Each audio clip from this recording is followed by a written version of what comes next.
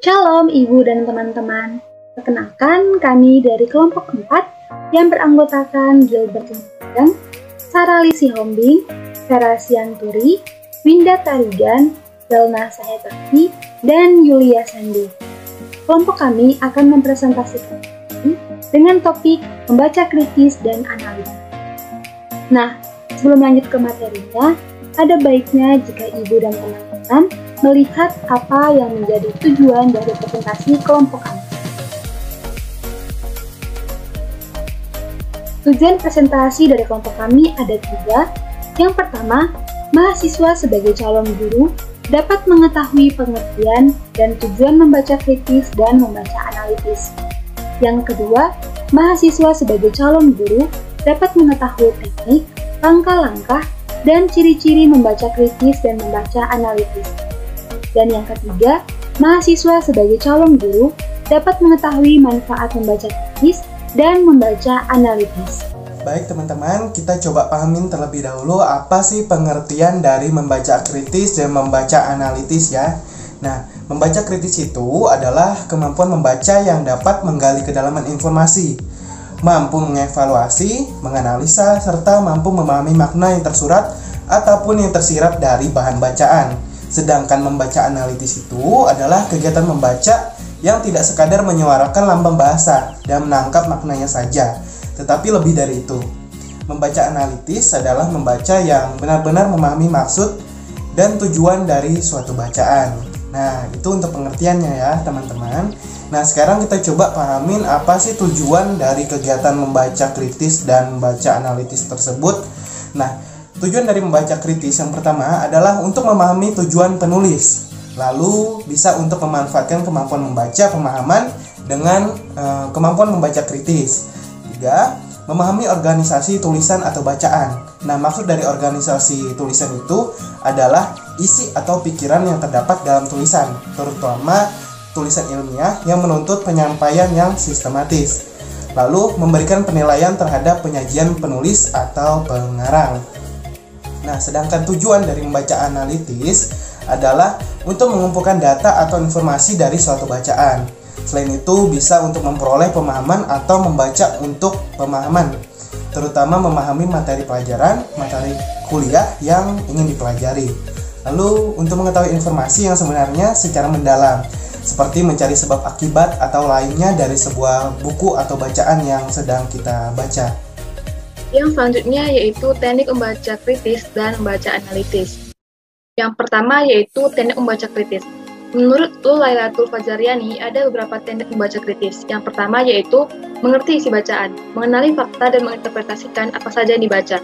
Dengan kata lain, mengerti ide pokok, mengetahui fakta penting, dan dapat membuat kesimpulan serta menginterpretasikan ide-ide tersebut. Yang kedua yaitu menguji sumber penulis. Apakah penulis dapat dipercaya? Kita harus mencari tahu kebenarannya. Misalnya, mengetahui di bidang apa penulis itu berkompeten. Dalam hal ini termasuk uji pandangan, tujuan dan asumsi penulis yang terdapat dalam tulisannya untuk membedakan apakah tulisan itu fakta atau opini. Yang ketiga yaitu interaksi antara penulis dengan pembaca. Pembaca tidak hanya mengetahui maksud penulis tetapi juga membandingkan dengan pengetahuan yang dimilikinya dari penulis lain. Pembaca juga perlu menilai dan membandingkan isi bacaan dengan pengetahuan yang ada padanya. Dan yang keempat yaitu terbuka terhadap gagasan penulis. Pembaca hendaknya menghargai pendapat yang dikemukakan oleh penulis, kemudian pembaca juga mengevaluasi teknik penulisannya. Akhirnya, penulis mempertimbangkan dan menguji alasannya dengan alasan yang logis dan interpretasi yang berdasar. Selanjutnya yaitu teknik membaca analitis. Ada beberapa, yaitu yang pertama, mengelompokkan buku menurut jenis dan bidangnya. Selanjutnya, menyebutkan dengan ringkas mengenai apa buku tersebut, membuat daftar bagian-bagian utama atau membuat garis besar bagian-bagian buku, dan menyebutkan masalah-masalah yang penulis telah berusaha memecahkannya tetapi belum terpecahkan. Yang kedua yaitu temukan istilah-istilah penulis dan temukan artinya. Temukan kalimat-kalimat penting dan temukan dalil-dalil preposisi di dalamnya. Temukan letak argumen penulis dengan cara mencari dan menggabungkan kalimat-kalimat yang mengandung dalil. Dan yang terakhir yaitu temukan masalah mana yang telah dapat dipecahkan atau yang belum dipecahkan oleh penulis. Yang ketiga yaitu memahami buku sebelum menilai atau mengkritiknya. Bila Anda tidak setuju, sertakan alasannya dan sebutkan alasan yang memadai untuk setiap penilaian kritis yang diberikan. Dan yang terakhir yaitu tunjukkan di mana penulis kurang informasi, tunjukkan di mana penulis salah informasi, tunjukkan di mana penalaran penulis lemah, dan tunjukkan di mana analisa penulis tidak lengkap. Baiklah, selanjutnya kita akan membahas mengenai langkah-langkah membaca kritis dan membaca analitis. Yang pertama kita akan membahas mengenai membaca kritis. Membaca kritis ini menggunakan metode SQ3R. Dalam metode ini terdapat 5 langkah. Yang pertama, melakukan survei pada isi buku. Kedua, membuat pertanyaan. Ketiga, membaca. Keempat, menjawab pertanyaan. Dan kelima, meninjau ulang. Yang bagian kedua kita akan membahas mengenai membaca analitis. Dalam membaca analitis ini terdapat 3 langkah. Yang pertama, menekan kerangka buku.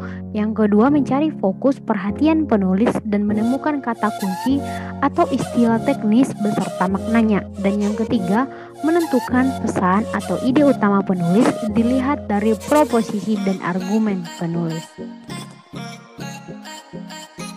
Ciri-ciri membaca kritis dan membaca analitis. Membaca kritis selalu melibatkan tingkat berpikir kritis. Pembaca tidak langsung menyetujui atau menerima pendapat pengarang dan ingin selalu mencari kebenaran. Selalu terlibat dalam permasalahan-permasalahan gagasan utama dalam sebuah wacana atau bacaan. Keterampilan untuk menyimpulkan bacaan yang telah dibacanya, menemukan maksud dan tujuan penulis melalui tulisan, melakukan prediksi terhadap bacaan yang telah dibacanya, membedakan antara fakta dan opini dalam sebuah wacana, dan keterampilan menemukan serta membedakan antara realitas dan fantasi dalam bacaan. Selanjutnya, ciri-ciri membaca analitis. Membaca analitis menggunakan kemampuan pemahaman yang mendalam, membandingkan sumber bacaan dengan bacaan yang lainnya, mencari informasi rinci mengenai kekurangan dan kekuatan, meninjau argumen yang terdapat dalam bacaan, memberikan solusi atau saran terhadap bacaan, serta dapat menarik kesimpulan dari sumber bacaan yang dianalisis. Baiklah teman-teman, adapun manfaat dari membaca kritis dan membaca analitis. Yang pertama yaitu mengenai membaca kritis. Jadi manfaat dari membaca kritis yaitu kemampuan mengingat yang lebih kuat sebagai hasil dari pemahaman isi bacaan, hubungan antara bacaan satu dengan yang lainnya, atau dengan pengalaman membaca sebelumnya, dan kepercayaan diri sendiri terhadap pendapat kita tentang isi bacaan. Lalu manfaat dari membaca analitis yaitu kita dapat menemukan keseluruhan kebenaran mengenai apa yang dikatakan di dalam buku. Kita juga dapat menemukan alasan-alasan mengapa sang penulis mengatakan apa yang disampaikan penulis di dalam buku tersebut. Dan membaca analitis juga merupakan modal utama bagi setiap mahasiswa ataupun pelajar untuk mencapai kesuksesan dalam studinya. Wawasan Kristen Alkitabiah yang kelompok pakai terambil dari 2 Timotius 3 ayat 11 yang berbunyi, segala sesuatu yang diilhamkan Allah memang bermanfaat untuk mengajar, untuk menyatakan kesalahan, untuk memperbaiki kelakuan, dan untuk mendidik orang dalam kebenaran. Nah, ayat ini mengingatkan kita kembali bahwa bukan hanya buku pengetahuan saja yang harus kita baca untuk lebih paham akan materi yang diberikan, tapi juga kita harus menyediakan waktu untuk membaca analitis dan kritis terhadap setiap teks bacaan yang terdapat dalam Alkitab, agar kita semakin punya pemahaman yang baik mengenai Allah. Ini adalah daftar pustaka yang kelompok kami pakai dalam mencari sumber referensi untuk membuat materi kami.